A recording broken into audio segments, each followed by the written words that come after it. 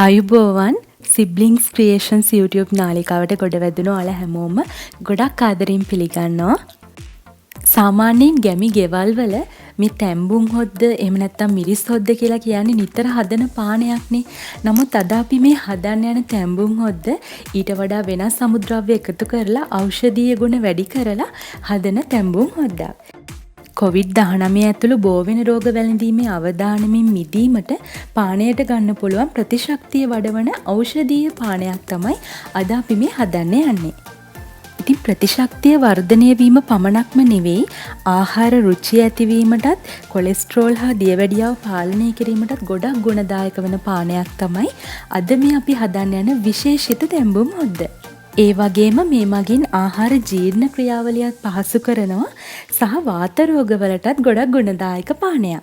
මම මුලින්ම ඔයාලට කිව්වා වගේ ආහාර රුචිය ඇති කරන්න මේ තැම්බුම් හොද්ද ගුණදායක වෙනවා වගේම ඇත්තටම මේ සුවඳටත් ආහාර රුචිය ඇති වෙනවා.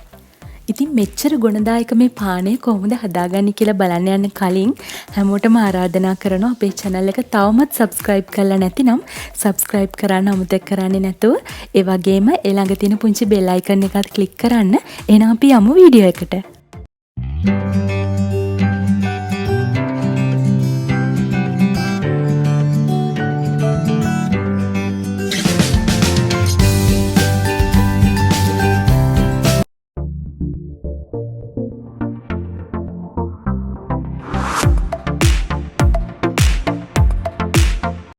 අපි බලමු මොනවාද අවශ්‍ය වෙන ද්‍රව්‍ය කියලා.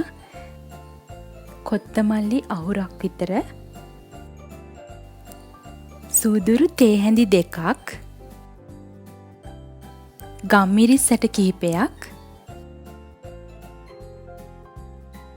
කුරුඳු පොතු කැබැල්ලක්, සුදු ලුණු බික් 8ක් හෝ 10ක්, අඟලක පමණ ඉඟුරු කැබැල්ලක්,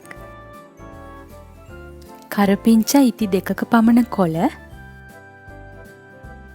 ගොරක කැබිලි 2-3ක්,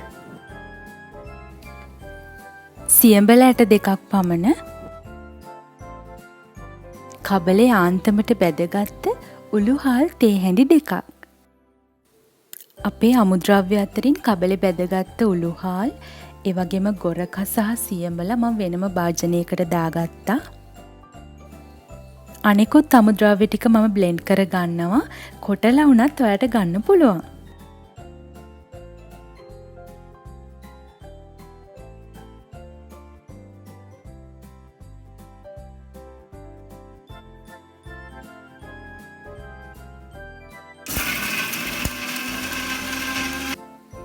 මේ තරමට බ්ලෙන්ඩ් වුණාම ප්‍රමාණවත්. දැන් මම මේ මිශ්‍රණය දමා ගන්නවා මැටි භාජනයකට. එයටම දමා ගන්නවා අපි වෙන් කරලා තියාගත්තු උළුහාල්, ගොරක සහ සියඹල.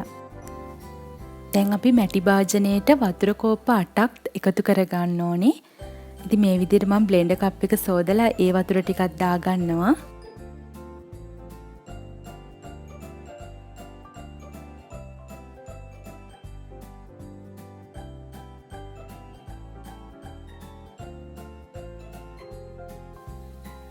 රසායනෝ ලුණු එකතු කරගන්න.